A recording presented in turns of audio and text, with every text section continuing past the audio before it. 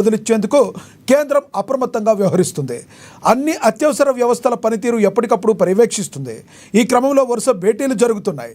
తాజాగా కేంద్ర హోంమంత్రి Amit Shah director general of BSF, director general of CISF, హోంశాఖలోని సీనియర్ అధికారులతో భేటీ అయ్యారు. ఈ యుద్ధం ఎంతవరకు దారితీస్తుంది? ఇదే క్రమంలో పీఓకేను భారత్ స్వాధీనం చేసుకుంటుందా? పాక్ ఇప్పుడు ఏం చేయబోతుంది? భారత్ను పాక్ ఎన్ని రోజులు నిలువరించగలదు? ఇదే అంశం గురించి ఈరోజు చర్చను కొనసాగిద్దాం. చర్చలో పాల్గొనేందుకు మనతో సిద్ధంగా ఉన్నారు శివప్రసాద్ గారు, air force ex service men, మనతో జూమ్ కాల్లో అందుబాటులో ఉన్నారు.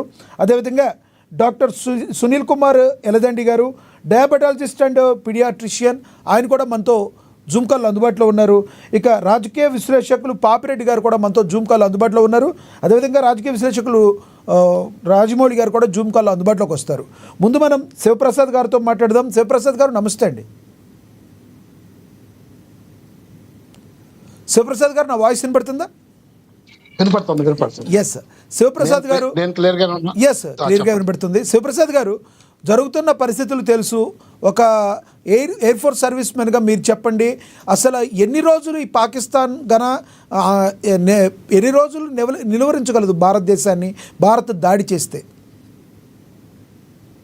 భారతదేశాన్ని ఫుల్ ఫ్లెడ్జెడ్గా దాడి అనుకుంటూ వెళితే మాత్రం ఒక 2 days అయితే సరిపోతుందండి. కాకపోతే కొన్ని కండిషన్స్ ఉంటాయి, మనకి కొన్ని రిస్ట్రిక్షన్స్ ఉంటాయి. గవర్నమెంట్ కూడా చాలా క్యాల్కులేటెడ్గా వెళ్లాల్సిన పరిస్థితి.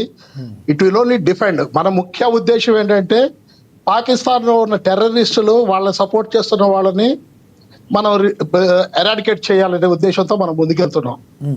మనకి ఆప్షన్ లేని టైంలో వీఆర్ గోయింగ్ ఫర్ వార్. మనకి జరిగిన మనకి ప్లీజ్ చెప్పండి ప్లీజ్ కంటిన్యూ. అయ్యా, యాక్చువల్లీ అది ఫుల్ మన టెర్రరిస్ట్ అటాక్ అనేది లేకపోతే అసలు మనకి ఆ ఇంటెన్షన్స్ ఉండేవి కాదు. ఎప్పుడు నెవర్ ఇండియా ఎప్పుడు కూడా ముందడుగు వేయలేదు అగైనెస్ట్ పాకిస్తాన్. వాళ్ళు మన ఇదంటే సక్సెసర్స్ గానే తీసుకున్నాం. పెహల్గాం దాడి తర్వాత మనకి ఖచ్చితంగా వాళ్ళని నిర్వహించే పరిస్థితి ఏర్పడింది. దానికి వాళ్ళు కూడా కొంచెం కాంప్రమైజ్ అయ్యి టెర్రరిస్టుల విషయంలో వాళ్ళు కూడా మనకు సహకరించినట్లయితే ఈ వారే ఉండేది కాదు. కాకపోతే వాళ్ళు మనకి మనకి వార్నింగ్స్ ఇచ్చుకుంటూ ఈ వార్ వరకు తీసుకొచ్చారు అని నా అభిప్రాయం. అంటే ఇది యాక్చువల్గా ఇప్పుడు ప్రపంచ అన్ని దేశాల ముందు భారత్ చేసింది కేవలం పాకిస్తాన్ మీద దాడి కాదు. ఫస్ట్ ఆపరేషన్ సింధూర్లో భాగంగా కేవలం ఉగ్రవాదుల యొక్క స్థావరాల మీదనే మనం టార్గెట్ చేయడం జరిగింది, దాడి చేయడం జరిగింది. ప్రపంచ దేశాల ముందు పాకిస్తాన్ ఇప్పుడు దోషిగా నిలబడింది. అయినప్పటికీ కూడా చింత చచ్చిన పులుపు చావలేదని ఈ రోజున దూసుకొస్తూ లోపలికి మిసైళ్ళు వదిలితే దాన్ని మనోళ్ళు నిర్వీర్యం చేశారు S-400 ద్వారా. అది వేరే విషయం. దీన్ని సాగుతా చూపి రేపు ఏగనా ఇంకా సామాన్య జనాల్ని టార్గెట్ వాళ్ళు చేస్తూ గన ముందుకు వెళితే పీఓకేని ఆక్రమించుకునే అవకాశం ఏమైనా ఉందంటారు ఇండియా? పీఓకే ఆక్యుపై చేసే అవకాశం మనకి మంచి పుష్కలంగా ఉందండి. కాకపోతే that government has to take a call on this. Actually ఇప్పుడు ఇదే టైం మనకి మళ్ళీ అవకాశం రాకపోవచ్చు. బట్ పాకిస్తాన్ ఎంతవరకు మనతో ఫైట్ చేసే ఆలోచనతో ఉంటుందో లేకపోతే కాంప్రమైజ్ అయ్యే ఆలోచనతో ఉంటుందో అనేది చూడాలి. దాన్ని బట్టే ఉంటుంది. తర్వాత బైలాటరల్ టాక్స్ వల్ల కొన్ని కండిషన్స్ అటు రావచ్చు ఇటు రావచ్చు. మనం స్పెసిఫిక్ గా దాని గురించి మనం చెప్పలేం. బట్ ప్రతి ఇండియా కోరుకునేది ఏంటంటే మన భాగాన్ని వాళ్ళు ఆక్రమించారు కాబట్టి మనం దాన్ని వెనక్కి తీసుకుంటే మనకి మంచిది అనే ఆలోచన ప్రతి భారత పౌరుడికి, ముఖ్యంగా మా సైనికులకి ఖచ్చితంగా ఉంటుందండి. ఎయిర్ ఫోర్స్కి సంబంధించి ఇప్పుడు వరకు మన యొక్క బలం ఎంతవరకు ఉంటుంది? మన పాకిస్తాన్తో పోల్చుకుంటే ఎన్ని రెట్లు ఎక్కువ ఉంటుంది అంటారు? మంది చాలా ఎక్కువ అండి. దాన్ని కంపారబులే కాదు. యాక్చువల్లీ వాళ్ళకేంటంటే ఇప్పుడు F-16 అనే ఒక American aircraft only there trump cards అనమాట. అవి కూడా they are not suppose to use in war. Terrorist against గా వాడటానికే వాళ్ళకి అమెరికా ఇవ్వటం జరిగింది. కాకపోతే వాళ్ళు లాస్ట్ టైం 3 years బ్యాక్ కూడా మన మీద F-16 వాడారు. We have shot down that also. ఇప్పుడు కూడా మనకి 2 F-16లు, మళ్ళీ చైనా ఎయిర్క్రాఫ్ట్స్ 2, మొత్తం 4 మనం డౌన్ చేసాం. ఓకే.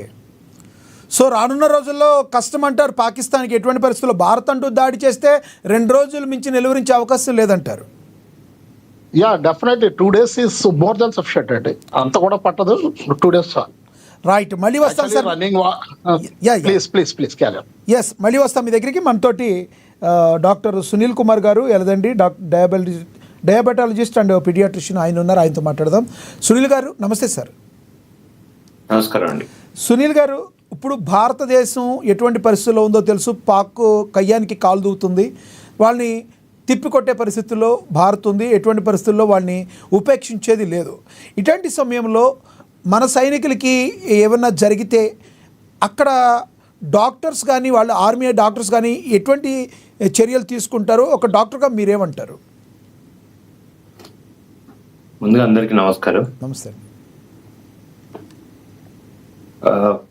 యాక్చువల్గా ఇంపాక్ట్ అనేది వార్లో, అంటే వార్ జోన్ కానివ్వండి, న్యాచురల్ కెలామిటీస్ అంటే ప్రకృతి వైపరీత్యాలప్పుడు కానివ్వండి, ఇంటర్నల్ వార్స్ అండి, ఇటువంటి ఎమర్జెన్సీ సమయాలలో చాలా మటుకి ఆరోగ్య సమస్యలు వస్తూ ఉంటాయి. అంటే అది వార్ ఇంపాక్ట్ వల్ల కావచ్చు, స్వతహాగా ప్రజలలో ఉన్న వ్యాధుల వల్ల కావచ్చు. ఒక ఇండివిజువల్ తీసుకుంటే వాళ్ళకి అక్యూట్ డిసీజెస్ రావచ్చు, అంటే ఇప్పటికిప్పుడు కొన్ని వ్యాధులు అనేది రావచ్చు, లేకుంటే ఆల్రెడీ వాళ్ళు కొన్ని వ్యాధులతోని సంవత్సరాలుగా బాధపడుతూ ఉంటారు, అంటే క్రానిక్ డిసీజెస్ అంటాం, లైఫ్ స్టైల్ డిజార్డర్స్ అంటాం. సో అటువంటివి కూడా ఉండవచ్చు. అయితే వారప్పుడు ఏమవుతుందనంటే ఇంపాక్ట్ అంటే క్లోజర్ ఇంపాక్ట్ అనేది, తర్వాత దూరం నుంచి ఇంపాక్ట్ అనేది ఉంటుంది. క్లోజర్ ఇంపాక్ట్ అన్నప్పుడు ఏంటంటే మిసైల్స్ కానివ్వండి, బుల్లెట్స్ కానివ్వండి, లేకుంటే బిల్డింగ్ సంబంధించిన, అంటే ఏదన్నా కొలాప్స్ అయినప్పుడు దానికి సంబంధించిన మెటీరియల్ కానివ్వండి, అది అంటే గాయాలకు దారితీస్తాయి. ఆ గాయాల తీవ్రతను బట్టి వెంటనే అప్రమత్తంగా ఉండి అది గాయాల బారి నుంచి పడకుండా ఉండడానికి గవర్నమెంట్ కొన్ని మనకి ఈ గైడ్ లైన్స్ అనేది ఇచ్చింది. అంటే ఈ సిపిఆర్ చేయడం కానివ్వండి, తర్వాత మనల్ని మనం రక్షించుకోవడం కానివ్వండి, అవి ఫాలో అవుతూ మనకి ఈ డ్రెస్సింగ్ కిట్స్ అనేటివి మనం దగ్గర పెట్టుకోవాలి. అయితే క్లోజ్ ఇంపాక్ట్ ఉన్నప్పుడు ఈ సివియారిటీ అనేది చాలా ఎక్కువ. డిస్టాంట్ ఇంపాక్ట్ ఉన్నప్పుడు మాత్రం, అంటే దూరం నుంచి ఇంపాక్ట్ ఉన్నప్పుడు మాత్రము ఈ గాయాలకి అంతగా ఉండకపోవచ్చు. అయితే ఈ బ్లాస్ట్ అయినప్పుడు కానివ్వండి, మిసైల్స్ పడినప్పుడు కానివ్వండి, నేను చెప్పినట్టు మెటీరియల్స్ అంటే మెటల్ అవి పీసెస్ ఇంపాక్ట్స్ కానివ్వండి, డైరెక్ట్ ఇంపాక్ట్ కానివ్వండి ఉన్నప్పుడు ముఖ్యంగా ఎఫెక్ట్ అయ్యేది బాడీ పార్ట్స్ కి, తర్వాత అదేవిధంగా కంటి చూపు, తర్వాత హియరింగ్ అంటే చెవులకి. ఎందుకంటే ఆ సౌండ్స్ వినిపించినప్పుడు ఆ హియరింగ్ ఇంపైర్మెంట్ అనేది ఉంటుంది. సో వీటి నుంచి కాపాడుకోవడానికి దగ్గరలో క్లోజ్ ఈ ఎయిర్ ఇవి అటాక్ జరుగుతున్నప్పుడు అందరు గాగుల్స్ పెట్టుకోవడం కానివ్వండి, ఇయర్ అక్లూడర్స్ పెట్టుకోవడం కానివ్వండి, అంటే కాటన్ కానివ్వండి, మఫ్లర్స్ కానివ్వండి పెట్టుకోవడం కానివ్వండి, కనీసం చోటు మూసుకొని ఉండడం కానివ్వండి, ఇవి చేయాలి. తర్వాత అంటే చెవుల్ని కాపాడుకోవడము, ధ్వనిని కాపాడుకోవడం, ఇక ధ్వని నుంచి, తర్వాత కంటికి సంబంధించిన గాయాలు కాకుండా ఉండడం చూసుకోవాలి. అదేవిధంగా ఈ లాంగ్ టర్మ్ డిసీజెస్ నుంచి, క్రానిక్ డిసీజ్ నుంచి ఉన్న వాళ్ళకి కనీసం ఒక 2 నెలలు సరిపడా మందులను కొనుక్కొచ్చుకొని రెడీ ఉంచుకోవాలి. అంటే మధుమేహ వ్యాధి కానివ్వండి, బీపీ కానివ్వండి, థైరాయిడ్ కానివ్వండి, ఇతరత్ర గుండె మూత్రపిండాలకు సంబంధించిన శరీరంలో ఏ సిస్టమ్ కి సంబంధించిన వ్యాధులతో బాధపడుతున్నారు కానివ్వండి, వాళ్ళు ఈ 2 నెలలకు సరిపడా మిగిలిన మెడిసిన్స్ అనేవి తెచ్చుకోవాలి. ఇక మిగతా విషయాలకు వస్తే వార్ ఇంపాక్ట్ ఫీవర్ అని ఉంటుంది. అంటే భయాందోళనకు గురైనప్పుడు కానివ్వండి, ఈ వాతావరణంలో మార్పుల వల్ల కానివ్వండి, వార్ ఇంపాక్ట్ ఫీవర్ అనేది వస్తుంది. అటువంటి వాటప్పుడు లేకుంటే మామూలుగా ఫీవర్స్ కానివ్వండి, ఇన్ఫెక్షన్స్ కానివ్వండి వచ్చినప్పుడు కానివ్వండి, ఇతరత్ర ఆరోగ్య సమస్యలు వచ్చినప్పుడు కానివ్వండి, అందుబాటులో ఉంచుకోవడానికి ఎమర్జెన్సీ మెడిసిన్స్ అనేవి ముందుగానే డాక్టర్ని కన్సల్ట్ చేసి దగ్గర ఉంచుకోవడం కానివ్వండి, లేకుంటే ఎమర్జెన్సీ కిట్ యూజ్ చేసుకొని తీసుకోవడం కానివ్వండి చేయాలి. ఈ దుమ్ము ధూళితోటి యుద్ధం అప్పుడు ఆస్తమా ఉన్న వాళ్ళు చాలా బాధపడుతూ ఉంటారు. అటువంటి వాళ్ళు ఇన్హేలర్స్ దగ్గర కాకపోవడం అనేది చాలా ఇంపార్టెంట్. అన్నిటికంటే ముఖ్యమైనది ఈ పుకార్ల వల్ల భయాందోళనకు గురయ్యి, లేకుండా దగ్గరి వాళ్ళు బంధువుల నుంచి కానివ్వండి, ఫ్రెండ్స్ కానివ్వండి, ఫ్యామిలీ ఫ్రెండ్స్ కానివ్వండి, నేబర్స్ కానివ్వండి, చుట్టుపక్కల ఉన్న వాళ్ళు కానివ్వండి, ఈ యుద్ధంలో ఎఫెక్ట్ అయినప్పుడు కానివ్వండి, యుద్ధం జరుగుతున్నప్పుడు కానివ్వండి, మానసికమైన ఒత్తిడికి చాలా గురైతా ఉంటారు అందరు. సో ఈ మానసికమైన ఒత్తిడి నుంచి బయటపడాలి, మానసిక ఒత్తిడి నుంచి కోలుకోవాలనుకున్నప్పుడు ఈ ఒత్తిడి తీవ్రతను తగ్గించుకోవడానికి మెడిటేషన్ కానివ్వండి, కరెక్ట్ రిలయబుల్ సోర్స్ అందించే, రిలయబుల్ న్యూస్ అందించే టీవీ ఛానల్స్ ని, ఇప్పుడు గవర్నమెంట్ అందించే టీవీ ఛానల్స్ కానివ్వండి, మీడియాని కానివ్వండి ఫాలో అవ్వాలి. సునీల్ గారు ఏదైతే సునీల్ గారు ఈ ప్రభుత్వం ఇప్పుడు ఏదైతే కొన్ని దగ్గర 248 కేంద్రాల్లో మాక్ డ్రిల్స్ నిర్వహించింది, ఈ మాక్ డ్రిల్స్ ఎంతవరకు సేఫ్గా ఉండే అవకాశం ఉంది? ఇంకా నేర్చుకోవాల్సింది ఏమైనా ఉందంటారా సామాన్య ప్రజలు? చాలా ఉంటుందండి. యాక్చువల్ గా మాక్ డ్రిల్స్ అనేటి చాలా ఉపయోగకరము. ఎందుకంటే యుద్ధం వస్తుంది, భయపడే వాళ్ళే చాలా మంది ఎక్కువగా ఉంటారు. అసలు తెలియని వాళ్ళే యుద్ధం వచ్చినప్పుడు ఎలా కాపాడుకోవాలని తెలియని వాళ్ళు గాల్లో ఊహలతోనే ఉంటారు చాలా. సో అటువంటి వాళ్ళకి ఈ మాక్ డ్రిల్స్ అనేటివి చాలా ఉపయోగపడతాయి. అయితే కేవలం యుద్ధం సంభవించినప్పుడు కానివ్వండి, అత్యవసర పరిస్థితుల్లో కానివ్వండి, మాక్ డ్రిల్స్ నిర్వహించి అప్పటికప్పుడు వాళ్ళని ప్రిపేర్ చేయడం కంటే ఉత్తమం ఏంటంటే వాళ్ళకి ఒక సబ్జెక్ట్ డైలీ స్కూల్స్ లో కానీ, కాలేజెస్ లో కానివ్వండి, తర్వాత వర్క్ ప్లేసెస్ లో కానివ్వండి, ఎక్కడ వీలైతే అక్కడ ఈ వీక్లీ ఆర్ మంత్లీ ఇలా మాక్ డ్రిల్స్ పెడతా ఉంటుందంటే ప్రతి ఒక్క భారత పౌరుడు అనేవారు తీర్చిదిద్దబడతారు, వాళ్ళకు ట్రైనింగ్ ఇవ్వబడతారు. కాబట్టి ఎప్పుడు యుద్ధం వచ్చినా అనుకోకుండా మనం ఊహించలేం కదా. ఇప్పుడు న్యాచురల్ కెలామిటీస్ వచ్చినా కానీ ఊహించలేము, ఇంటర్నల్ వాల్స్ వచ్చినా ఊహించలేము. అటువంటప్పుడు రిస్కీ సిచ్యువేషన్స్ లో మనల్ని మనం కాపాడుకోవడానికి, మన తోటి వారిని మనం కాపాడడానికి, వాళ్ళ చేతినివ్వడానికి ఈ మాక్ డ్రిల్స్ అనేది, లేకుంటే ఈ సిపిఆర్ అనేది కానివ్వండి, ఈ మెడికల్ ఓరియంటేషన్ అవేర్నెస్ ప్రోగ్రామ్ కానివ్వండి, గవర్నమెంట్ అనేది ఇంప్లిమెంట్ చేస్తారు. రైట్, మళ్ళీ వస్తా సార్ మీ దగ్గరికి. మనతోటి రాజకీయ విశ్లేషకులు పాపిరెడ్డి గారు ఉన్నారు, ఆయనతో మాట్లాడదాం. పాపిరెడ్డి గారు నమస్తే అండి. నమస్కారం అండి. ఆపరేషన్ సింధూర్తో రగిలిపోతున్న పాకిస్తాన్ మరో దుశ్చర్యకి పాల్పడింది పాపిరెడ్డి గారు. ఈ నేపథ్యంలోనే ఈరోజు తెల్లారుజామున జమ్మూ కాశ్మీర్లో సాంబా జిల్లాలో భారత్లోకి అక్రమంగా చొరబడేందుకు ఉగ్రవాదులు ప్రయత్నించారు. అయితే అప్పటికే అప్రమత్తమైన బీఎస్ఎఫ్ దళాలు వారిపై కాల్పులు జరిపాయి. కాల్పుల్లో మొత్తం 7 ఉగ్రవాదులు హతమయ్యారు. అంటే ఇది కంటిన్యూ అయ్యే అవకాశం ఉందంటారా? ఎందుకు ఇలా పాకిస్తాన్ చేస్తుంది? ఆల్రెడీ ప్రపంచం ముందు ఎదవయ్యింది పాకిస్తాన్, కానీ తన దుశ్చర్యలు మాత్రం మానుకోవటం లేదు. ఏం చేయాలంటారు భారత ప్రభుత్వం? ఇప్పుడు ప్యానెల్లో ఉన్న వాళ్ళకందరికీ నమస్కారం. లక్ష్మీనాథ్ గారు, ఒక విషయం మనం అందరం కూడా గమనించాల్సింది ఏంటంటే, నేను ఒక political and the economic analyst గా చెప్తున్నా. పాకిస్తాన్ ఎప్పుడైతే 47లో భారతదేశం నుంచి వెళ్ళి పార్టీషన్ అయి విడిపోయిన ఆ ప్రాతిపదిక నుంచి చూసుకుంటే 80 సంవత్సరాలు, దాదాపు 80 సంవత్సరాలకు వస్తున్నది. 80 సంవత్సరాలు కూడా వాళ్ళు ఎప్పుడు కూడా యాంటీ ఇండియా సెంటిమెంట్ తోనే బతికారు. హిందుత్వం అంటే వ్యతిరేకము, భారతదేశం అంటే వ్యతిరేకం, దాని మీద బతికారు. ఇంకోటి ఏంటంటే, ఇక్కడ ఈ టెర్రరిస్టులు అందరి కేవలం కొంతమంది మాత్రమే, కానీ దీని వెనుక ఉన్న పాక్ మిలిటరీ కానీ, పాక్ వ్యవస్థ అంతా కూడా ఒక విధంగా అది టెర్రరిస్ట్ వ్యవస్థతో కూడుకున్నది. ఇవి ఏదో కొందరు మన బయట కనబడతారు కొందరు, కానీ మొత్తం మీద ఈ పాక్ మిలిటరీయే ఒక పెద్ద తీవ్రవాద సంస్థ. అదే వీళ్ళందరూ తయారు చేసి భారతదేశానికి పంపుతుంది. దాదాపుగా 30-40 సంవత్సరాల నుంచి భారతదేశం ఒకసారి ఇలా మిలిటరీలో కూడా పనిచేసి వచ్చిన వాళ్ళందరికీ తెలుసు. 30-40 సంవత్సరాల నుంచి వెళ్ళి మనం ఈ టెర్రరిజాన్ని తయారు చేసి పాకిస్తాన్ భారతదేశానికి దఫాలుగా అంటే ఇన్స్టాల్మెంట్స్ గా పంపుతున్నది. వాళ్ళు ఇష్టమైన చేస్తున్నారు. ఇంతవరకు కూడా వాళ్ళకు సరి అయిన ఒక గుణపాఠం చెప్పే అవకాశం రాలేదు, ఇప్పుడు వచ్చింది. అయితే ఏంటంటే, ఇప్పుడు మీరు అన్నట్టు లక్ష్మీనాథ్ గారు 7 జిమ్ వాళ్ళంటే చేసే వాళ్ళు వచ్చారు, లేకపోతే ఇంకోళ్ళు వచ్చారు, ఇవన్నీ చిన్న చిన్న విషయాలు.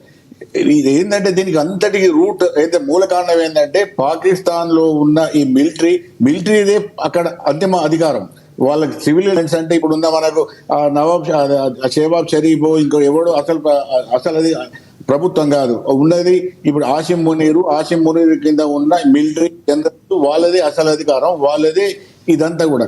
కాబట్టి వాళ్ళు ఆ విధంగా ఉన్నంతసేపు భారతదేశానికి ఈ తీవ్రవాదుల బాధ కానీ, తీవ్రవాదుల యొక్క ఎఫెక్ట్ కానీ తక్కువ కాదు.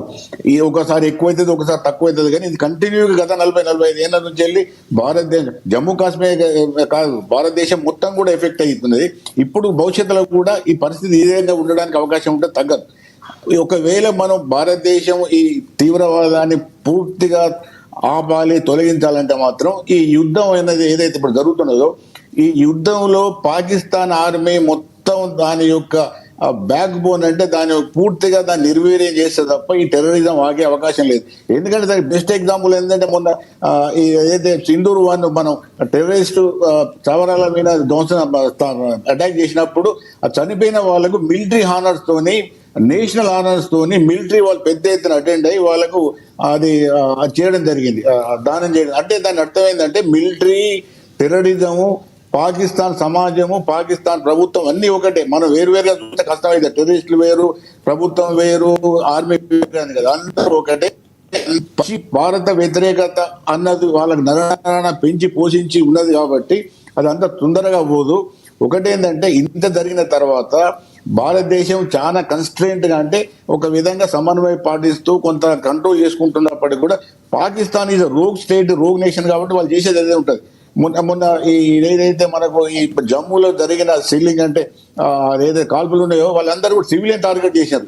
ఎప్పుడు కూడా ఆర్మీ యుద్ధం చేసినప్పుడు వాళ్ళే యుద్ధం చేసుకుంటారు, కానీ సివిలియన్ జోలికి పోరు.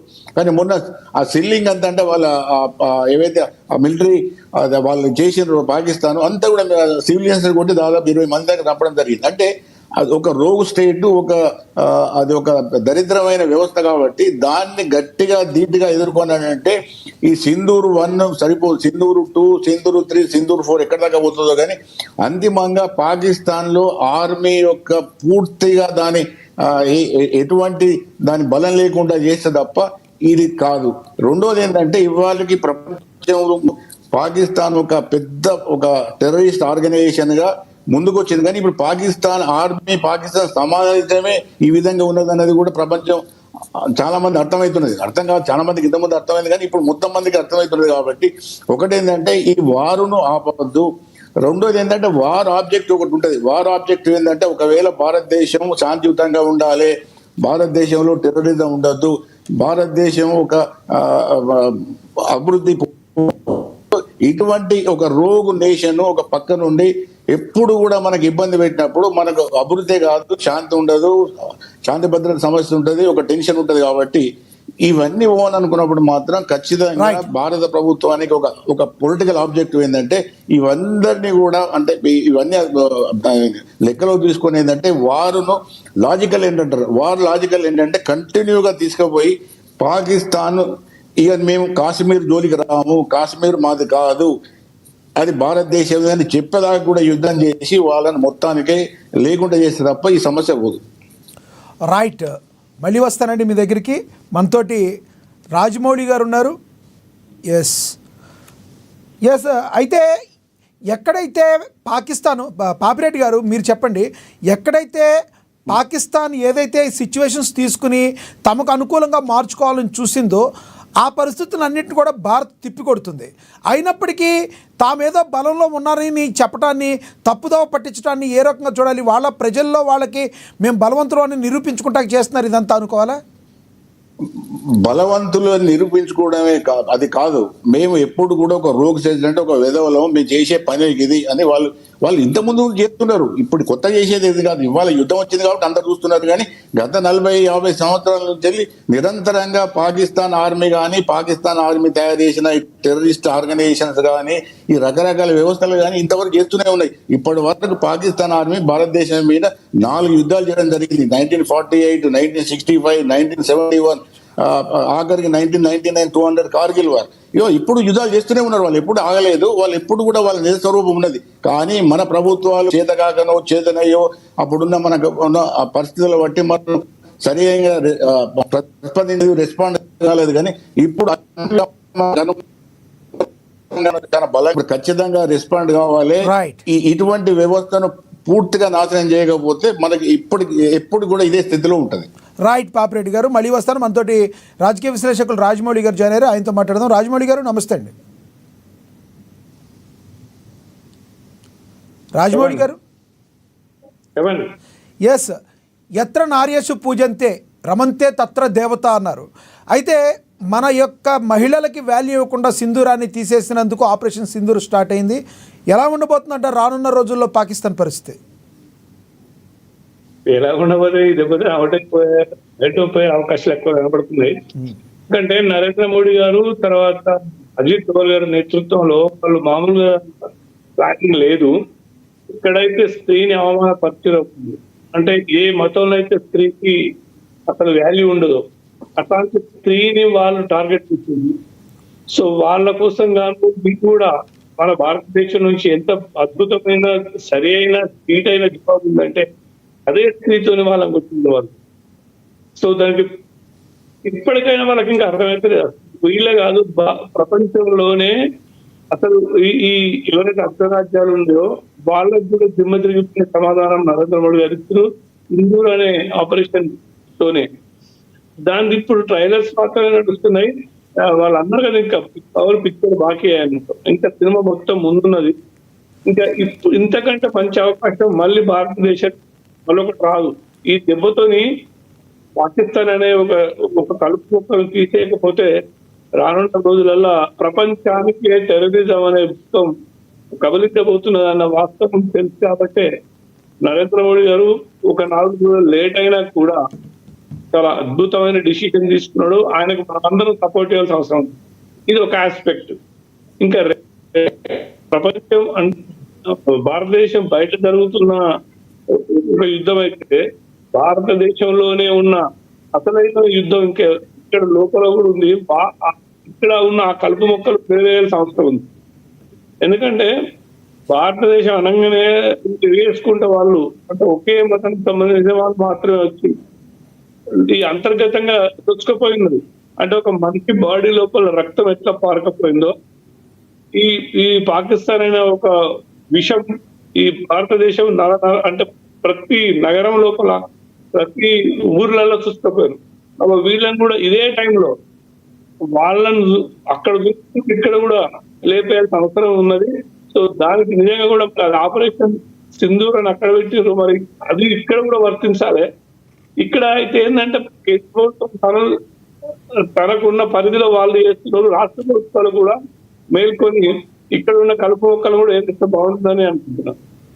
రైట్ సార్, మళ్ళీ వస్తాను. మనం శివప్రసాద్ గారితో మాట్లాడదాం.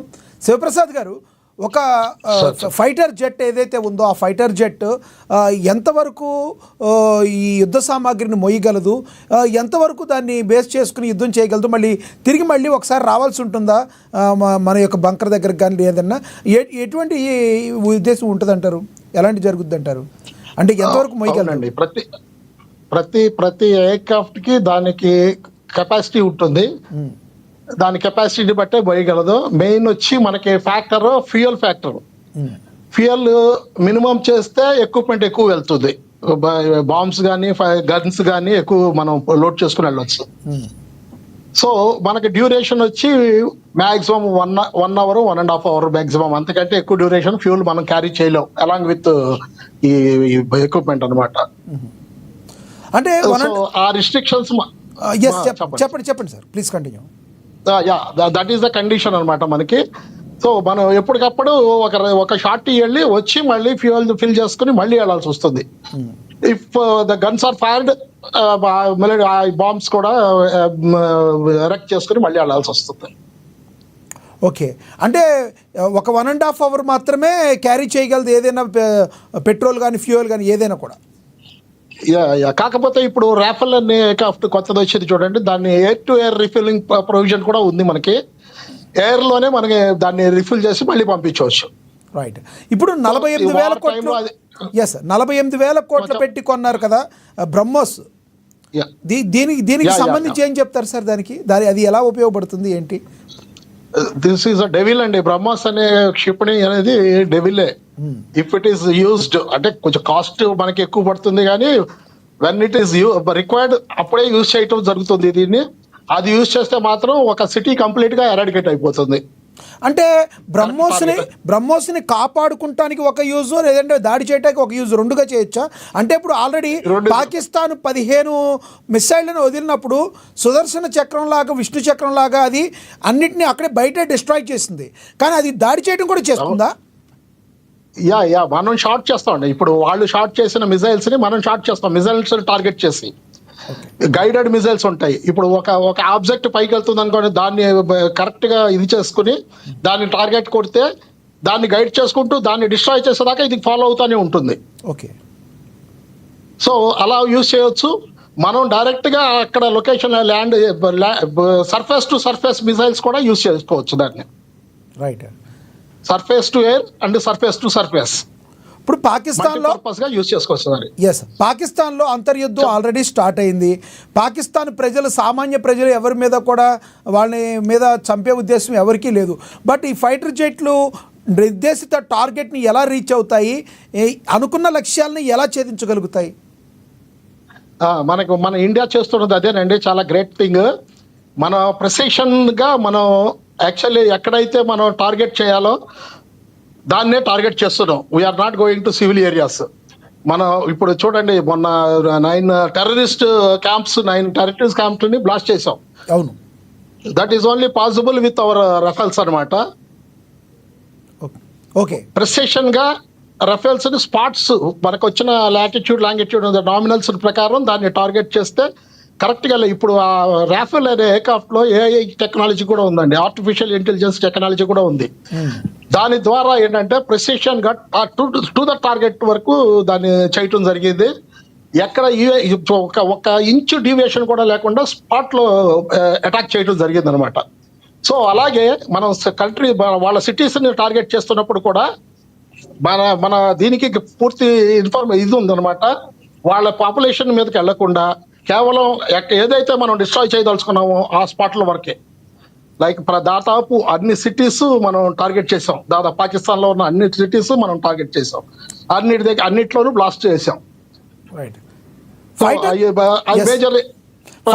ఫైటర్ జెట్ ఏదైతే ఉందో ఆ ఫైటర్ జెట్కి ఏదైనా కొంత డ్యామేజ్ అయితే అయిన డ్యామేజ్తో బ్యాక్కి రాగలదంటారా కొంతవరకు పాక్షికంగా అయితే? There are 2 types of jets అండి. ఒకటేమో ఫైటర్ కమ్ బాంబర్. ఓకే, ఈ ఫైటర్ జెట్స్ ఎప్పుడు యూటిలైజ్ అవుతాయి అంటే వాళ్ళ ఎయిర్క్రాఫ్ట్ ని చేజ్ చేయడానికి ఫైటర్ జెట్స్ వాడతారు. మనం అక్కడ బాంబ్స్ యూజ్ చేయడానికి బాంబర్ యూజ్ చేస్తాం. బాంబర్ యూజ్ చేసిన తర్వాత దాన్ని మళ్ళీ అక్కడి నుంచి మనని చేజ్ చేయడానికి ఏదన్నా ఎయిర్క్రాఫ్ట్ వస్తే మనం ఫైట్ చేస్తాం. మన జెట్స్ ఫైట్ కూడా చేస్తుంది, మల్టీపర్పస్ యూజ్ చేస్తుంది. సో అవి మళ్ళీ సేఫ్ గా వస్తుంది. చిన్న డ్యామేజ్ అయితే ఇట్ కెన్ సర్వైవ్ అండి. It will come back. Pilots are very efficient. They will bring back. మన ల్యాండ్ లోకి వచ్చిన తర్వాత అది క్రాష్ అయినా కూడా నష్టం లేదు. Pilot can eject and come out. కాకపోతే వాళ్ళ ల్యాండ్ లో వెళ్తేనే ఇప్పుడు మనకి 2 పాకిస్తాన్ పైలట్స్ ఎలా దొరికారో అలా మనం కూడా లాస్ట్ టైం కూడా మన పైలట్ అక్కడ పడిపోవటం దొరికి మనకి తెలుసు కదా. శివప్రసాద్ గారు, ఇంత ఉద్రిక్త పరిస్థితుల నడుమ వాళ్ళిద్దరు పైలట్స్ అయితే మనకు దొరికారు. వాళ్ళ దగ్గర నుంచి సమాచారం రాబడటానికి చేస్తారు, కానీ చిత్రహింసలు పెట్టే పరిస్థితి భారత్లో ఉంటుందా? భారత్ లో అలాంటిది ఉంటుందండి. వాళ్ళతో మాత్రం అమికబుల్ గానే they try to drive the information. Okay, అంతేగాని వాళ్ళు చిత్రహింసలు పాకిస్తాన్ చేస్తున్న పరిస్థితి అయితే మనం చేయవండి ఎప్పుడు. అది మన కల్చర్ కాదు, మన యొక్క ఉద్దేశాలు కూడా ఉండవు. మనం కాకపోతే ఎంతవరకు వీలైతే అంతవరకు ఇన్ఫర్మేషన్ తీస్తారు. Otherwise they will be treated very well. Okay, right sir. మళ్ళీ వస్తాం మీ దగ్గరికి. మనం ఒకసారి డాక్టర్ సునీల్ కుమార్ గారితో మాట్లాడదాం. సునీల్ కుమార్ గారు, ఏవైతే ఈ డ్రిల్స్ అనేవి ఇలాంటి టైంలోనే కాకుండా నార్మల్ టైంలో కూడా చేయాల్సిన అవసరం ఉందంటారా ప్రజలకు అవగాహన కల్పించడానికి? మాక్ డ్రిల్స్ తప్పకుండా అండి. యాక్చువల్గా అయితే మనకి ఎలాగైతే సబ్జెక్ట్స్ ఉంటాయో అలానే సివిల్ సబ్జెక్ట్స్ అనేది ఒకటి పెట్టాలి. అది ఇప్పుడు తీవ్రవాదాన్ని వేరే దేశాలు పెంచి పోషిస్తున్నాయి. అది వాళ్ళకి తల్లిపాలతో సమానంగా నూరిపోస్తున్నారు. అందుకనే ఈ తీవ్రవాద దేశాలు అనేటివి చిన్నపిల్లల దగ్గర నుంచి పెద్దవాళ్ళ వరకు వాళ్ళకి ప్రపంచంలో ఏం జరుగుతుంది, మతమా మానవత్వమా అనేది వాటితో సంబంధమే లేదు. ఎందుకంటే వాళ్ళకి చిన్నప్పటి నుంచి అది నేర్పిస్తారు. అది తప్పు. యాక్చువల్ గా చిన్నప్పటి నుంచి నేర్పించాల్సింది ఏంటంటే, మనకి తల్లిదండ్రులు విద్యాబుద్ధులు చెప్పిస్తారు, గురువు విద్య నేర్పిస్తాడు అన్నట్టుగానే ప్రభుత్వం ఏం చేయాలంటే చిన్నపిల్లల దగ్గర నుంచి, అంటే స్కూలింగ్ దగ్గర నుంచి కాలేజెస్ వరకు, తర్వాత మనకి వర్క్ ప్లేస్లలో కూడా ఇప్పుడు మనకి ఇండస్ట్రీస్ ఉంటాయి, ఆఫీసెస్ ఉంటాయి, సో మెనీ వర్క్ సెటప్స్ ఉంటాయి. అక్కడ ఏంటనంటే మనకి అప్డేట్స్, అంటే రెగ్యులర్ చిన్నప్పటి నుంచి ట్రైనింగ్ స్టార్ట్ చేయడము, అంటే మాక్ డ్రిల్స్ కానివ్వండి, సిపిఐ, ఇతరత్ర హెల్త్ కి సంబంధించిన కానివ్వండి, పర్సనల్ ప్రొటెక్షన్ గురించి కానివ్వండి, ఇవన్నీ ఒక సబ్జెక్ట్ లాగా పెట్టి నేర్పించినప్పుడు ఏంటనంటే వాళ్ళు ఎదుగుతూ వీటన్నిటితోనే ఎదుగుతారు వాళ్ళు. కాబట్టి వాళ్ళ నరాలలో ఇది జీర్ణించుకుపోతుంది. ఎప్పుడు ఏ ఆపద వచ్చినా, అంటే కానీ ఇంటర్నల్ వార్స్ వచ్చినా కానీ, ఎప్పుడెప్పుడైనా స్లీపర్ యాక్ట్ చేసినా కానీ, ఏ విధమైన వచ్చినా వాళ్ళ నుంచి వాళ్ళని కాపాడుకోవడానికి, వాళ్ళ ఫ్యామిలీని కాపాడుకోవడానికి, వాళ్ళ సొసైటీని కాపాడుకోవడానికి ఉపయోగపడుతుంది. కాబట్టి చిన్నప్పటి నుంచే ఇది స్కూలింగ్ దగ్గర నుంచి సబ్జెక్ట్ లాగా పెట్టడము అనేది కంపల్సరీ. అదేవిధంగా తెలుగులో ఉంది అని నేర్చుకున్నారని నేర్చుకోలేదా అని కాదు, కానీ ఇప్పుడు అది వాళ్ళకి మస్ట్ అండ్ షుడ్ ఉంటుంది, కంపల్సరీ వాళ్ళకి తీసుకోవాలి. అండ్ వాళ్ళకి ట్రైనింగ్ ఉంటుంది. ఇప్పుడు మనకైతే ఎట్లా కంటిన్యూడ్ ఎడ్యుకేషన్ ప్రోగ్రామ్స్ ఉంటాయి, అప్డేట్స్ ఉంటాయో, అలాగే కొత్త కొత్త సిస్టమ్స్ అనేటివి, అప్డేట్స్ అనేటివి కూడా వాళ్ళకి చేస్తూ ఉంటారు. అంటే యాన్యువల్ ఇవన్నీ చేస్తూ ఉంటారు. వాళ్ళకి ఫ్రెష్ అప్ అవుతా ఉంటారు. అంటే వాళ్ళకి కొత్త అప్డేట్స్ ఏమున్నాయో అప్డేట్ చేసుకుంటారు నాలెడ్జ్ ని.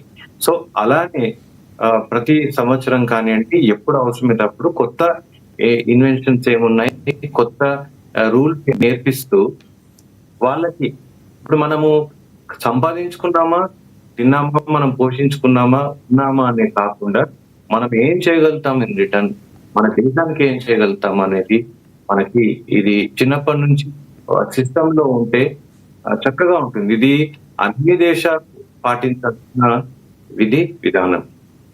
అంటే సునీల్ గారు, సామాన్యంగా ప్రజలకి కొంత మెడిసిన్స్ మీద అవగాహన తక్కువ ఉంటుంది. ఇప్పుడు పోలీస్ డిపార్ట్మెంట్కి అయితే కానీ వేరే వాళ్ళకైతే ఒక అవగాహన ఉంటుంది. ప్రజలకు ఏదైనా అనుకునేటువంటి విపత్తుల టైంలో ఏదైనా డ్యామేజ్ అయినా, లెగ్ డ్యామేజ్ అయినా, విపరీతంగా బ్లడ్ పోతున్నా, ఇమీడియట్లీ బ్లడ్ క్లాట్ చేయడానికి ఏమైనా మెడిసిన్స్ ఏమైనా ఉంటాయా సామాన్య ప్రజలకి తెలవడానికి? తెలుసుకోవాల్సిన అవసరం ఉందంటారా? సామాన్యంగా మెడిసిన్స్ అనేటివి మనకి ఎమర్జెన్సీ సిచ్యువేషన్స్ లో బ్లడ్ ని కంట్రోల్ చేయడానికి, బ్లీడింగ్ కంట్రోల్ చేయడానికి అనేది మెడిసిన్స్ ఉపయోగించడానికి అట్లా రూల్ లేదు. ఎందుకంటే డాక్టర్ ప్రిస్క్రైబ్ చేయాలి. కాకుంటే ఇట్లా వారప్పుడు కానివ్వండి, ఇతరత్ర పరిస్థితులలో కానివ్వండి, డ్యామేజ్ అయినప్పుడు, బాడీ పార్ట్ డ్యామేజ్ అయినప్పుడు బ్లీడింగ్ ఆపాలంటే కంపల్సరీ కట్టు కట్టాలి, టైట్ గా కట్టు కట్టాలి. అంటే ఇప్పుడు సరే ఫర్ ఎగ్జాంపుల్ లింబ్ ఉంది, కాలు ఉంది, కాలు కట్ అయిపోయింది, లేకుంటే డ్యామేజ్ అయిపోయింది, లింబ్ డ్యామేజ్ కానీ బాడీలో ఎక్కడ డ్యామేజ్ అయితే ప్రెషర్ బ్యాండేజ్ పెట్టాం. అంటే ప్రతి ఒక్కళ్ళు వాళ్ళ ఇండ్లలో, వాళ్ళ వర్క్ ప్లేస్లలో ఈ ఫస్ట్ ఎయిడ్ కిట్స్ అనేవి పెట్టుకోవాలి.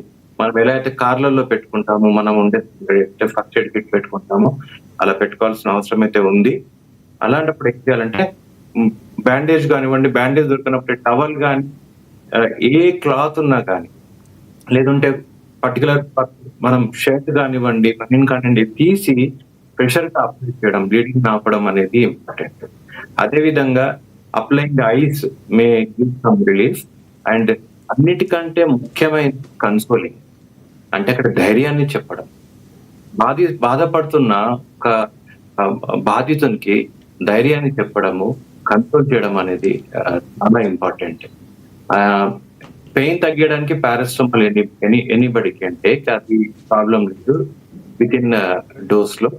అందరికి తెలిసిందే ఇవాళ రేపు, ఎందుకంటే faced Covid and so many health ఇవి కాబట్టి చాలా మందికి తెలుసు పారాసిటమాల్. వాళ్ళు రెగ్యులర్ వేస్తూ ఉంటారు. ఫ్యామిలీలో చిన్నపిల్లలకి అయితే, పెద్దవాళ్ళు టాబ్లెట్స్ వేసుకుంటా ఉంటారు.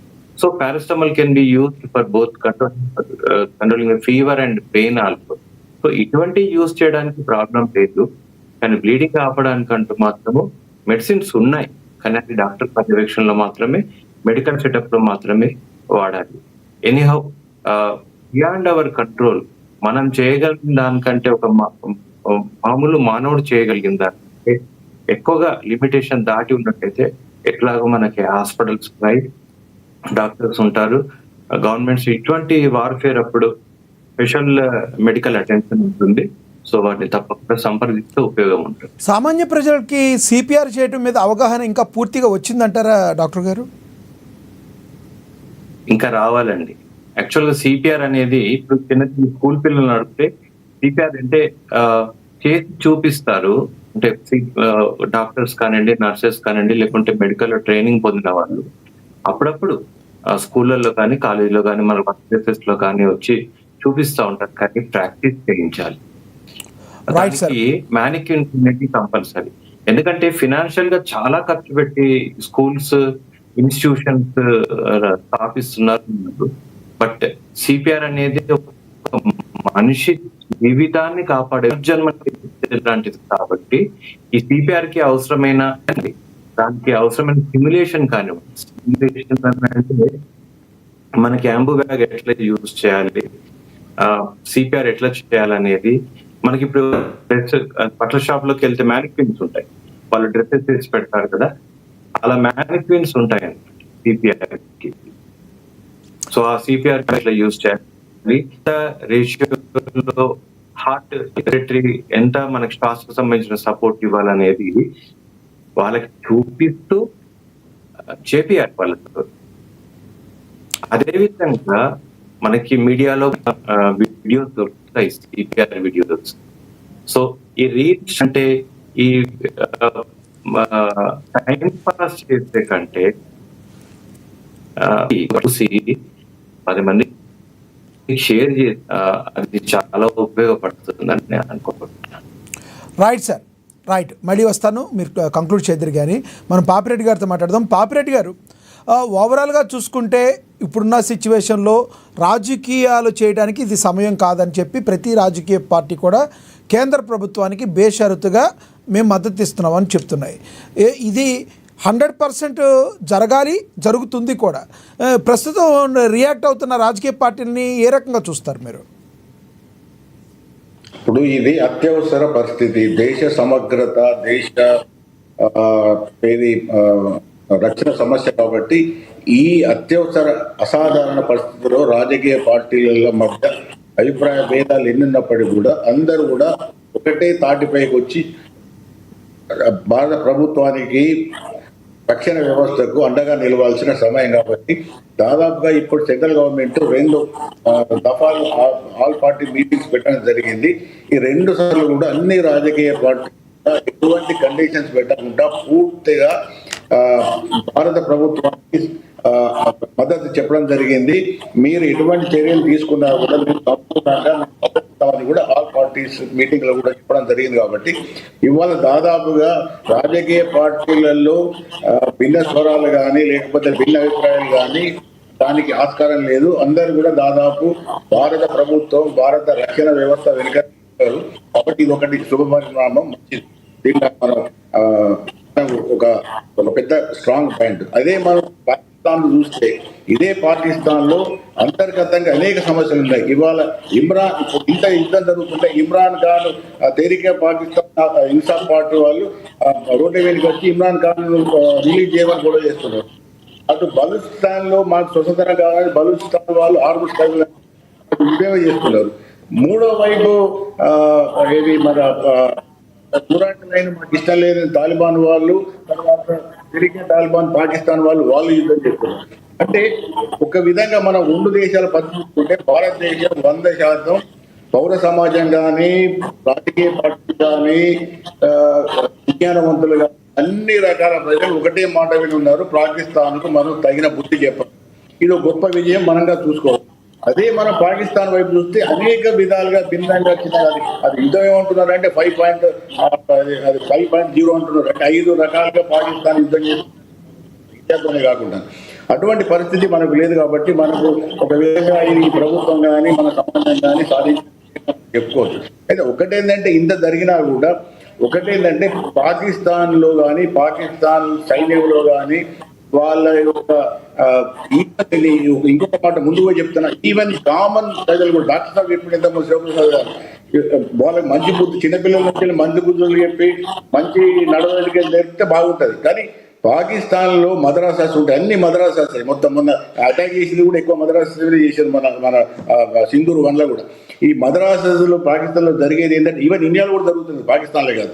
వాళ్ళ 6 పిల్లలు స్కూల్ పోయిన తర్వాత నుంచి వెళ్ళి వాళ్ళకి ఇస్తారు కొన్ని పుస్తకాలు ఇచ్చి, ఇది ఖురాన్ అంటారు, ఇది మతం అంటారు, ఇంకా ఏ సైన్స్ ఉండదు అక్కడ, ఏం చెప్పారు.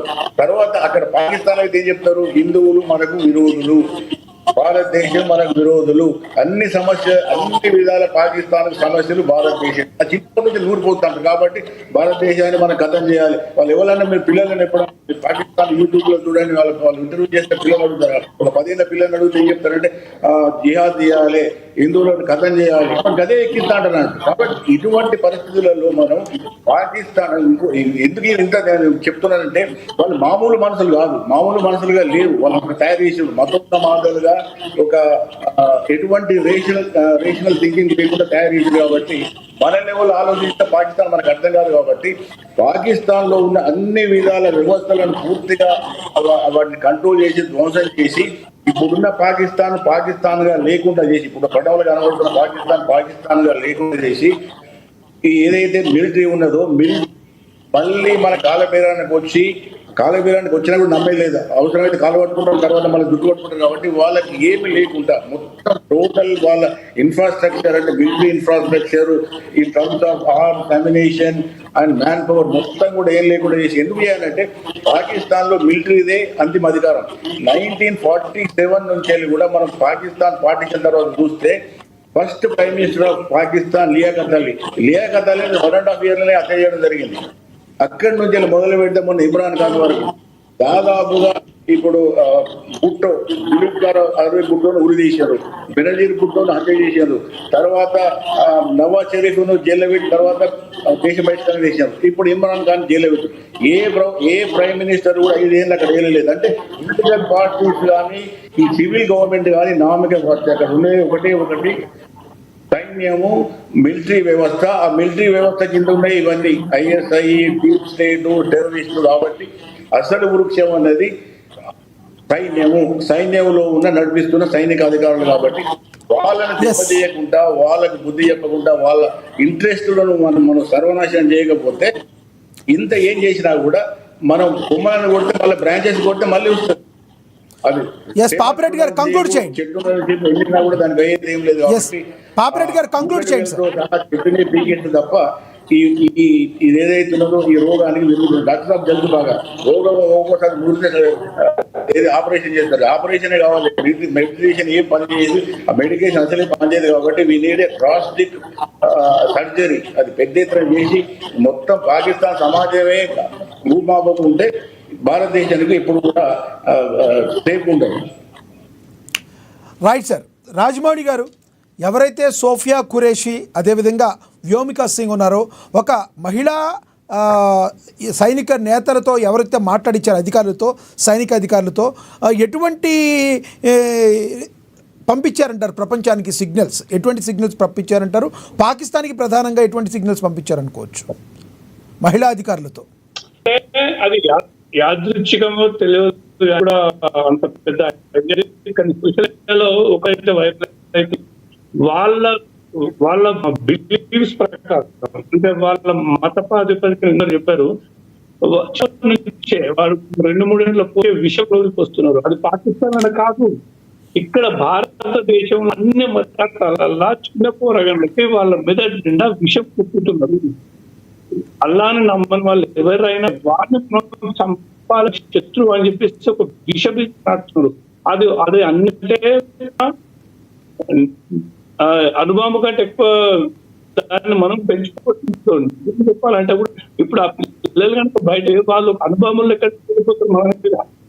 సో అట్లాంటి దాన్ని నరేంద్ర మోడీ గారు పట్టుకుంది. ఇక్కడ దీంతోనే వాళ్ళు తెచ్చిండు అన్నదానికి వాళ్ళు నమ్ముతారంట. అది వాళ్ళ నిజంగానే అది నిజమే అనుకుంటున్నారు. ఇక్కడ ఒక హిందువుని చంపితే ఒక కన్య వాళ్ళకి అక్కడ దొరుకుతుంది స్వర్గంలో అన్నదానికి.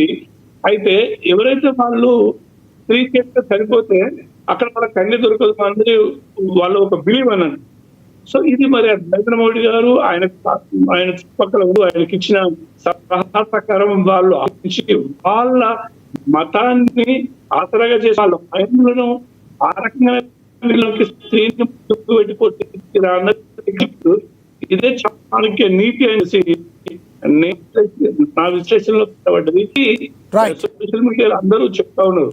దాని గురించి Conclude ఎంతవరకు చేయండి. జరిగిందో తెలియదు కానీ అట్లాగే వాళ్ళని ఇప్పుడు నాంపాలు లేకుండా ఇదే లాస్ట్ అండ్ ఫైనల్ అట్లాంటిది ఒక వ్యవస్థ మొత్తం పెట్టారని మనస్ఫూర్తి కోరుకుంటున్నాను. Right sir. శివప్రసాద్ గారు కంక్లూడ్ చేయండి సార్. కంక్లూజింగ్ వర్డ్స్ ఏంటి, ఓవరాల్గా ఏం చెప్తారు, భారత ప్రజలకు ఏం చెప్తారు మీరు? థ్యాంక్ యూ అండి. యాక్చువల్లీ మనకి సౌత్కి అంత ఎఫెక్ట్ ఉండదు, వార్ ఎఫెక్ట్. నార్త్ ఇండియాలో మొత్తం ప్రతి స్టేట్ చాలా టెన్స్లో ఉన్నాయి. Like Jammu and Kashmir and Punjab వాళ్ళ మీద బాంబులు కూడా పడుతున్నాయి. They are taking care. మనం కూడా బ్లాక్అవుట్స్ గీకౌట్స్ చాలా జాగ్రత్తగా పాటించండి. ఏమి చెప్పలేము ఎప్పుడు కూడా ఎలా ఉంటుందో, ఎందుకంటే ఇప్పుడు చాలా అడ్వాన్స్ అయింది. ఇప్పుడు నేను 1 hour 1.5 hour డ్యూరేషనే చెప్పాను. ఈవెన్ వాటిని పెంచుకుంటూ మన సౌత్ వరకు వచ్చే వరకు కూడా ఇప్పుడు నేవల్ నుంచి కూడా మనకి అప్రోచ్ అయ్యే అవకాశం ఉంది. బ్లాక్అవుట్స్ ఖచ్చితంగా పాటించండి.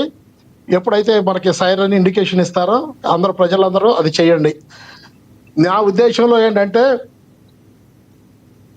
మన ప్రైమ్ మినిస్టర్ గారు డిటర్మినేషన్లో ఉన్నారు. నాకు తెలిసి what I heard from sources అనమాట. కంప్లీట్గా పాకిస్తాన్ని ఓడించాలి. We have to defeat them to control them.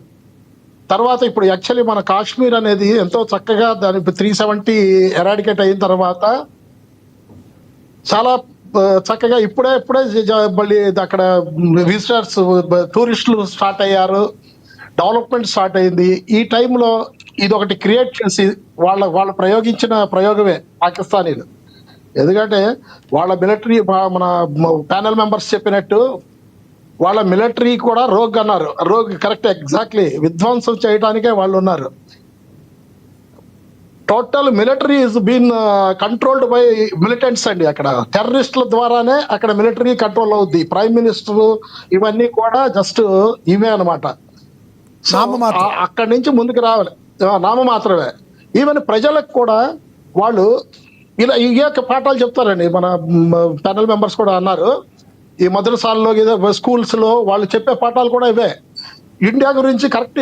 మొన్న ఒక ఇది చూశాను, డిబేట్ చూశాను. మన ఇదేంటి ఒక జర్నలిస్ట్ అక్కడ క్వశ్చన్ చేస్తే పాకిస్తానీ ఒక గర్ల్ని, school going girl I think, వాళ్ళు మమ్మల్ని తోలేశారు, అందుకే మాకు భారత్ అంటే కష్టం అనక. కరెన్సీ హిస్టరీ కూడా చరిత్రను కూడా కరెక్ట్గా చెప్పట్లేదు వాళ్ళు వాళ్ళ ప్రజలకి, వాళ్ళ పిల్లలకి భవిష్యత్తుకి కరెక్ట్గా ఇన్ఫర్మేషన్ కూడా ఇవ్వట్లా. వాళ్ళు చాయిస్ ప్రకారం వాళ్ళు వెళ్ళారన్న సంగతి కూడా వాళ్ళు మభ్యపెట్టి వాళ్ళని మనకి అగైనెస్ట్ గా తయారు చేస్తున్నారు. సో ఇవన్నీ చేయాలి అంటే ఖచ్చితంగా మనం వాళ్ళని డిఫీట్ చేసి టోటల్ వీలైతే మన కంట్రోల్లోకి Pakistan total, even Pakistan occupied India occupied Pakistan తీసుకురావాలని నాకు ఉద్దేశం అండి. Right sir, right. డాక్టర్ గారు సునీల్ కుమార్ గారు కంక్లూజింగ్ వర్డ్స్ చెప్పండి సార్. కంక్లూడ్ చేయండి. మన దేశాన్ని విధిగా చూసుకోవాలి. ఖురాన్లో ఖలీమా అనేది ఉంటుంది. అంటే దయ, జాలి, కరుణ అనేది ప్రతి ఒక్క గ్రంథంలో ఉన్నట్టు, మతానికి సంబంధించిన ఒక గ్రంథంలో ఉన్నట్టు ఖురాన్లో కూడా ఉంది, ప్రతి ఒక్క మతంలో కూడా ఉంది. ఉగ్రవాదం అనేది ఏ మతం వాళ్ళు పెంచి పోషించినా తప్పే. అది మానవాళికి పెనుముప్పు. ఏదో ఉపద్రవం రావాల్సిన అవసరం లేదు. ఏదో వ్యాధి కలరా వచ్చినట్టు ఇలా ఒకప్పుడు ఊర్లన్నీ తుడిచిపెట్టుకుపోయాయి. అలాంటిది కంటే ఇంకా చాలా ప్రమాదమైంది ఉగ్రవాదం. కాబట్టి అందరికి తెలిసిందే ఉగ్రవాదం ఉంది కాబట్టే ఈరోజు ఈ యుద్ధం అనేది. అసలు ఉగ్రవాద చర్యలే లేకుంటే యుద్ధం ఎక్కడి నుంచి ఉంటుంది? మీరు అమెరికాని తీసుకున్న అమెరికా మీద అటాక్స్ తీసుకున్నా గానీ, ఇప్పుడు ఇండియా మీద అటాక్స్ తీసుకున్నా గానీ ఉగ్రవాద చర్యల వల్లే ఈ మిలిటరీ ఆపరేషన్స్ అనేవి తీసుకొస్తున్నాయి. కాబట్టి ఉగ్రవాదాన్ని రూపుమాపేయాలి. చిన్నపిల్లల నుంచి ఈ మనకి గోరు ముద్దలు పెట్టినట్టు ఈ ఉగ్రవాదం గురించి, ఈ మతోన్మాదం గురించి ఏ మతమైనా పాటించం. అందరూ సంయమనం పాటించాలి, మంచినే నేర్పించాలి. ఒక్కటి మాత్రము గుర్తుపెట్టుకోవాల్సింది ఏంటంటే, దేశభక్తి ఉండడము అది అందరికీ అవసరం. దేశభక్తి చూపిస్తూ కూడా అది మంచి. కానీ మతాన్ని, దేశాన్ని ఎప్పుడు రెండు కంబైన్ చేయకూడదు. మతం అనేది మనకి ముందుకు నడిపించేది. మన పిచ్చ చేతి పట్టుకుని ఎలా నడిపిస్తుందో, మన నడక ఎలా నేర్పిస్తుందో, మతం అనేది మంచి అడుగులు వేసేటట్టు నడిపియాలి తప్పిస్తే తప్పటి అడుగులు వేసేటట్టు నడిపేది. సో అది చిన్నప్పటి నుంచి వాళ్ళు నేర్పించడము, తర్వాత ఎవరైనా కానీ, ఏ దేశమైనా కానీ, ఏ మతమైనా కానీ, ఇది పరమత సహనం అనేది, మంచి చేయడం అనేది మానవత్వం అనేది. ఇది నేర్పిస్తే ఇటువంటి యుద్ధాలకు తాపే లేదు. ఇది రాజ్యాకాంక్ష యుద్ధాలు వచ్చేవి ఎందుకంటే రాజ్యాకాంక్ష వల్ల, లేకుంటే మేము మీకు ఉండాలి, పైన ఉండాలని, మేము సుపీరియర్ ఉండాలని ప్రూవ్ చేసుకోవడానికి, మ్యాక్సిమం దాన్ని ప్రూవ్ చేసుకోవడానికి రకరకాల స్ట్రాటజీస్ అనేటివి ఫాలో అవుతా ఉంటాయి. సో ఇంటర్నల్ వార్స్ క్రియేట్ చేయడం కానివ్వండి, లేకుంటే యుద్ధాలు. సునీల్ కుమార్ గారు, ఎస్ సునీల్ కుమార్ గారు, మీరు చెప్పింది కరెక్ట్. బట్ చెవిటివాడి ముందు శంఖం ఊదిన, లేదంటే మనిషికి ఒక మాట గొడ్డుకు ఒక దెబ్బ అనే సామెతలు ఏ రకంగా వచ్చాయో, మరి ఎప్పటికీ మంచి చెప్పినా విన్న వాళ్ళ పరిస్థితికి ఏ రకంగా వాళ్ళని కంట్రోల్ చేయాలంటారు? అది వినని వాడిని దండించడం అనేది అది ఉండాలి. అది ఎవరు తీసుకున్నా కానీ సహించినప్పుడు, ఒక లిమిట్ దాటినప్పుడు మాత్రం శిక్షించాల్సిందే. భగవంతుడే చేస్తాడు కదా, తప్పు చేసినప్పుడు శిక్షించమనేది. సో ఎప్పుడైతే ఉగ్రవాదము పేటరేగిపోతుందో, అది మన కంట్రోల్ నుంచి పోతుందో, మనము ఇప్పుడు ఇండియానే తీసుకుంటే మనకు ఓన్లీ పిఓకే వరకే ఆ ముస్కర్ల మీద దాడి చేయడానికి, అది ఎరేజ్ చేయడానికి మాత్రమే మనము ఆపరేషన్ సింధూర్ అనేది స్టార్ట్ చేస్తాం. బట్ అది యుద్ధానికి ఎందుకు చేంజ్ అయింది? పాకిస్తాన్ అనేది కంట్రోల్ చేసుకుంది. Not only at PoK, LOC దగ్గర కూడా అటాక్ చేయడం ప్రారంభించింది. మన టార్గెట్ ఇప్పుడు సాధారణ పౌరులు కాదు, కానీ వాళ్ళు సాధారణ పౌరులను టార్గెట్ చేశారు. అంటే యుద్ధ నీతి అనేది ఒక నీతి అని అన్నాం ఇక్కడ. యుద్ధ నీతి అనేది కరెక్ట్ గా ఉండాలి. అది లేనప్పుడు definitely we have to attack them. మన శత్రువుని మనము మట్టు పెట్టాల్సిందే. అది నీతి, అది ధర్మం కూడా. అది భగవంతుడే చెప్పాడు కదా, అది ధర్మం కూడా. యుద్ధ నీతి పాటిస్తూ ఎరేజ్ చేయడం అనే ధర్మము. మీరు అన్నట్టు చెవిటం ముందు శంఖం ఊదిన ఫలితం లేదన్నట్టు, మనం అన్ని రకాలుగా అన్ని దేశాలని కూడగట్టుకొని మనం ప్రూవ్ చేస్తూ వస్తున్నాం. అంటే మనం వీఆర్ ఎవిడెన్స్ బేస్డ్ అప్రోచ్. మనది ఏ డ్రోన్స్ చూపించాము, ఎన్ని జెట్ ఫైటర్స్ చూపించాము, ఎక్కడెక్కడ అటాక్స్ జరిగాయి, ఇవన్నీ మనం ప్రూవ్ చేస్తూ ఉన్నాము. కానీ వాళ్ళు చెప్పేటివన్నీ, పాకిస్తాన్ చెప్పేటివన్నీ తప్పు అని తెలిసిపోతుంది. అలాగే అసలు బేస్లెస్. ఒక యుద్ధ తంత్రం అనేది, ఒక యుద్ధ నీతి అనేది. అటువంటప్పుడు ప్రపంచం ఇది గమనిస్తుంది. వాళ్ళు అనుకుంటున్నారు ప్రపంచం గుడ్డిది అనుకుంటున్నారు, మిగతా దేశం గుడ్డి, మేము చెప్పేది అనుకుంటాను. ప్రపంచానికి అందరికి తెలుసు, అన్ని దేశాలకు తెలుసు పాకిస్తాన్ ఏం చేస్తుందని. ఒకటి రెండు దేశాలు వాళ్ళు నడిచినా నడవకున్నా అది పెద్ద కాదు. కానీ ఇంత దూరం వచ్చిన తర్వాత టార్గెట్ షుడ్ బి డిస్ట్రాయిడ్. చెడు అనేది ఎరేజ్ చేయాలి, అంతే. రైట్. ధన్యవాదాలండి సునీల్ కుమార్ గారు చర్చలో పాల్గొన్నందుకు. ధన్యవాదాలండి శివప్రసాద్ గారు. అదేవిధంగా ధన్యవాదాలు పాపిరెడ్డి గారు, ధన్యవాదాలు రాజమౌళి గారు చర్చలో పాల్గొన్నందుకు. ఆపరేషన్ సింధూర్తో రగిలిపోతున్న పాకిస్తాన్ మరో దుశ్చర్యకైతే పాల్పడింది. ఈరోజు తెల్లవారుజామున జమ్మూ కాశ్మీర్లోని సాంబా జిల్లాలో భారత్లోకి అక్రమంగా చొరబడేందుకు ఉగ్రవాదులు ప్రయత్నం అయితే చేశారు. అప్పటికే అప్రమత్తమైన బీఎస్ఎఫ్ దళాలు వారిపై కాల్పులు కూడా జరిపాయి. ఈ కాల్పుల్లో మొత్తంగా 7 ఉగ్రవాదులు అయితే హతమయ్యారు. మరి సరిహద్దుల్లో పాకిస్తాన్ డ్రోన్లతో దాడులకు పాల్పడిందని భారత ఆర్మీ అధికారికంగా ప్రకటించింది. పాక్ మిసైల్స్, డ్రోన్లను భారత ఆర్మీ ధ్వంసం చేసింది. అయితే ఇంకా ఎల్ఓసి దగ్గర కానీ ఇంకా కవ్వింపు చర్యలకు పాల్పడతానే ఉంది. ఎప్పుడు ఏం జరుగుద్దో అనే టెన్షన్ వాతావరణం అయితే ఉంది. ఒకటి మాత్రం వాస్తవం, పాక్ మొత్తానికి కలిపి తన బుద్ధి తను తెలుసుకుని తను తోక ముడచాలి తప్పితే భారత్ అయితే ఆపే ప్రసక్తే ఉండదు ఎటువంటి పరిస్థితుల్లో. ప్రపంచం ముందు కూడా పాక్ ఈ రోజున తన తప్పు ఏంటి అనేది కప్పిపుచ్చుకోవడానికి ప్రయత్నించినప్పుడు కూడా తాను దోషిగా నిలబడిన మాట అయితే వాస్తవం. రానున్న రోజుల్లో ఏం జరుగుతుందో మరి మనం వేచి చూడాలి. ఇది వంటి స్పెషల్ డిబేట్. చూస్తూనే ఉండండి. ఏనా నమస్తే.